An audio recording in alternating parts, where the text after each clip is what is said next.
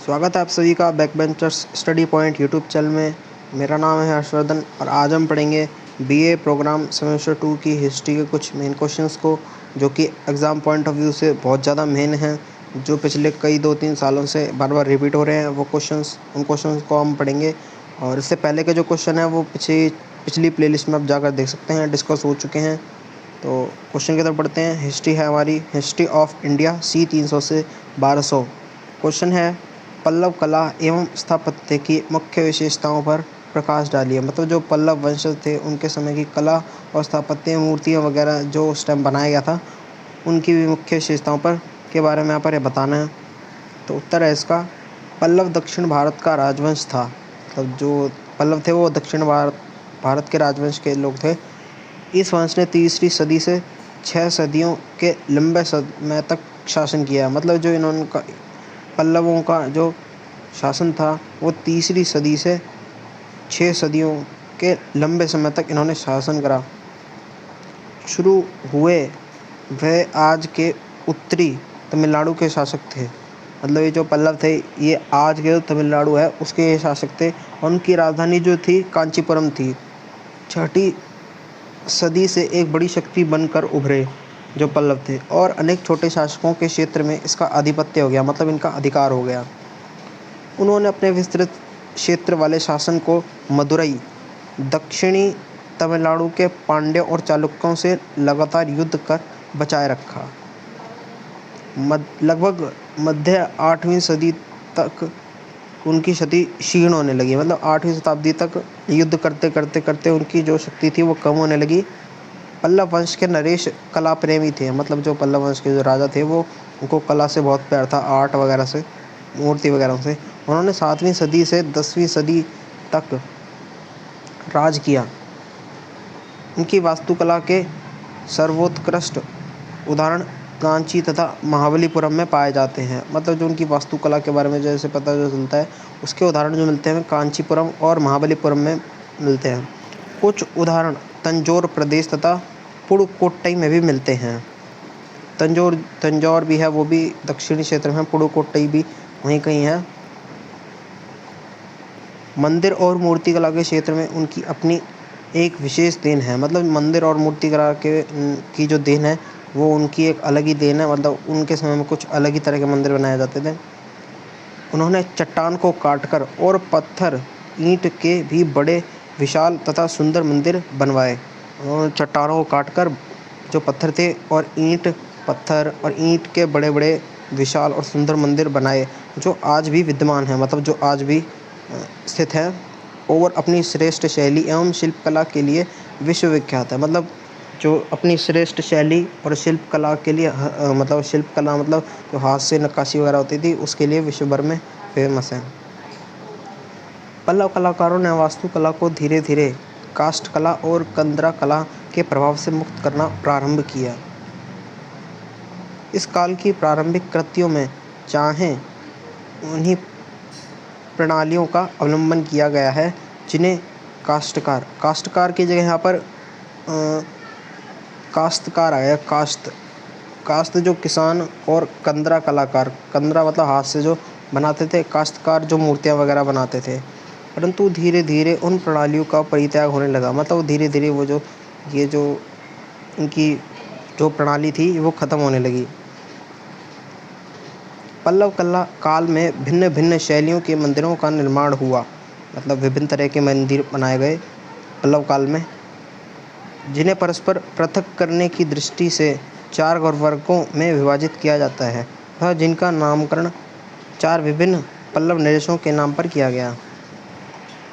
अब इनके नामकरण भी हुए थे। जो पल्लव के जो नरेश थे उनके नाम पर ही मंदिरों वगैरह, शैल वगैरह का निर्माण किया था।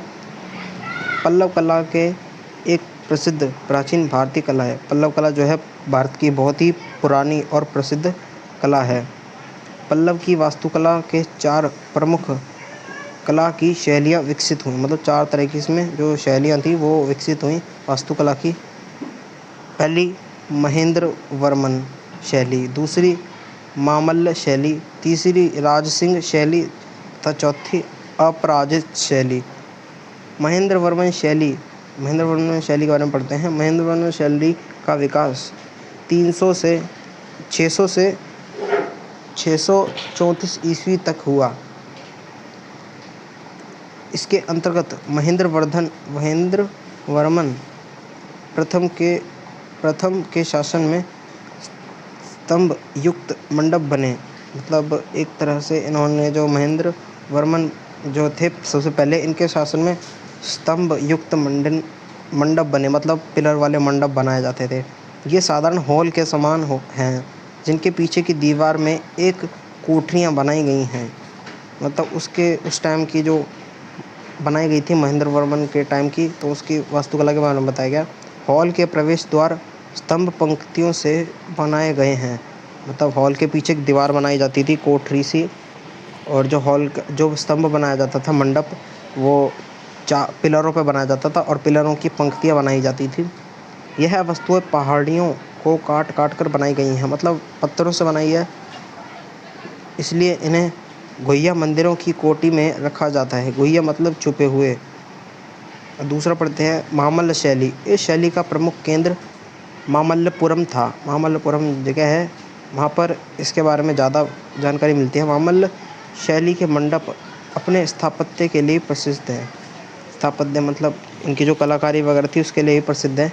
पहाड़ी की चट्टानों पर गंगावतरण, शेषशायी विष्णु और महिषासुर वध और वराह अवतार और गोवर्धन धारण के दृश्य बड़ी सजीवता और सुंदरता के साथ उत्कीर्ण किए गए हैं।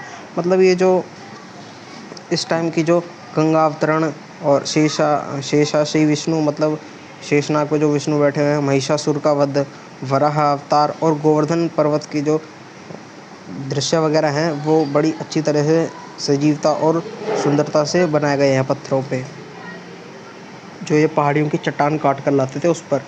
मामल शैली के रथ सप्तपगोड़ा के नाम से प्रख्यात हैं। मतलब जो इस शैली के जो रथ वगैरह थे वो सप्तपगोड़ा के नाम से प्रसिद्ध है। रथों में कुछ की छत पिरामिड के आकार की है, मतलब जैसे पिरामिड होते हैं उस टाइप की सी कुछ इन रथों की छत है, और कुछ के ऊपर शिखर है और कुछ पहाड़ी जैसे हैं, मतलब शिखर। राजसिंह शैली, तीसरी शैली। इस शैली का सर्वप्रथम उदाहरण शेर मंदिर है। पल्लव कला की प्रमुख विशेषताएं: सिंह स्तंभ, मंडप के सुदृढ़ स्तंभ, शिखर, चार दीवारी और उसमें भीतर की ओर बने हुए छोटे छोटे कक्ष, अलंकरण इत्यादि। मतलब जो पल्लव कला की जो प्रमुख विशेषताएं हैं वो हैं सिंह स्तंभ, मंडप के जो स्तंभ होते थे सुदृढ़, मतलब लाइन से जो बने होते थे, और शिखर, पर्वत, चार दीवार और उसमें भीतर की ओर बनाए गए छोटे छोटे रूम, अलंकरण इत्यादि। यह शैली कैलाश मंदिर में पाई जाती है। इस शैली कैलाश मंदिर, वहाँ पे जो मंदिर बने हुए थे उनमें से किसी मंदिर का नाम होगा, वहाँ पर ये पाई जाती है। इस शैली का और भी अधिक विकसित मंदिर है बैकुंठ पेरुमाल। मतलब इस शैली का सबसे अधिक विकसित मंदिर जो है वो बैकुंठ पेरुमाल है, उसमें सबसे ज़्यादा इसके बारे में देखने को मिलता होगा। ये जो शैली है राजसिंह शैली, इसमें गर्भगृह, मंडप और प्रवेश द्वार सभी एक दूसरे से संबंध है। ये कोई जगह होती है घर की, गर्भगृह, मंडप और प्रवेश द्वार, मतलब प्रवेश द्वार से सीधे घुसते जाते थे, तो वहाँ पर गर्भगृह मंडप एक दूसरे से संबंधित हैं। और चौथी है अपराजित शैली। इस शैली का प्रमुख उदाहरण बाहूर का मंदिर है। पल्लव कला की इन शैलियों ने मंदिर कला के विकास में बड़ा योगदान दिया। इनकी अनेक विशेषताएं दक्षिण पूर्वी एशिया में भी पहुंची। मतलब इसके बारे में जानकारी मिलती है। ये जो मंदिर दक्षिण पूर्व एशिया, वहाँ पर भी इसके कुछ सबूत देखने को मिलते हैं मंदिरों में। वृहत्तर भारत पर पल्लव कला का प्रभाव है। तो जो बाकी बचा हुआ भारत था उस पर भी पल्लव कला का प्रभाव था। कुछ कलाकारों ने कहा है कि स्थापत्य कला में भारी प्रगति हुई, जैसा कि अजंता और एलोरा के उत्कृष्ट उदाहरणों से प्रमाणित है। मतलब कुछ कलाकारों ने कहा है कि जो ये स्थापत्य कला थी इसके बाद ये बहुत ही ज़्यादा फेमस हुई। इसके बारे में जानकारी मिलती है इनको अजंता और एलोरा की जो महाराष्ट्र की गुफाएँ हैं वहाँ से इसके कुछ उदाहरण मिलते हैं। अन्य उदाहरण की तुलना में कलाकारों ने यह कहा है कि रेखाएं अधिक सीधी हैं, कोण अधिक सटीक हैं, तले अधिक सही हैं। मतलब ये उस टाइम के आर्किटेक्चर को देख के और बताया जा रहा है मंदिरों के बारे में। अलोरा के 2 मठ शैल संरचना वाली कला के एकमात्र उदाहरण हमें प्राप्त हैं। शैल संरचना मतलब जो शैल का अर्थ होता है एक तरह से पत्थर, उसकी जो संरचना है उसके एकमात्र उदाहरण हमें प्राप्त हैं। 6ठी सदी के लगभग अंत तक बौद्ध धर्म स्थापत्य के शैल निर्मित स्वरूप का प्रमुख प्रतिनिधि था और ब्राह्मणवाद, मतलब जो बौद्ध धर्म में भी जो स्थापत्य मतलब मूर्तियाँ वगैरह बनाई जाती थी वो भी शैल निर्मित होती थी, पत्थर से बनाई होती थी। और ब्राह्मणवाद में भी जो मूर्तियाँ वगैरह संरचना वगैरह की गई वो भी। जैन धर्म ब्राह्मणवाद के बाद धीरे धीरे अधिक महत्वपूर्ण होता गया।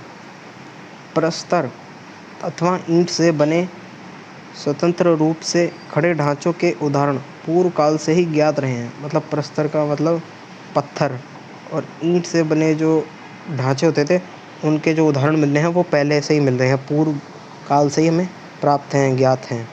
आरंभिक मध्यकाल की उल्लेखनीय घटना थी मध्य युग के विशिष्ट ब्राह्मणीय मंदिरों का विकास। मतलब आरंभिक काल मतलब शुरू का काल था, उसकी जो उल्लेखनीय सबसे फेमस घटना थी वो थी मध्य युग के जो विशिष्ट ब्राह्मणियों का मंदिरों का विकास था।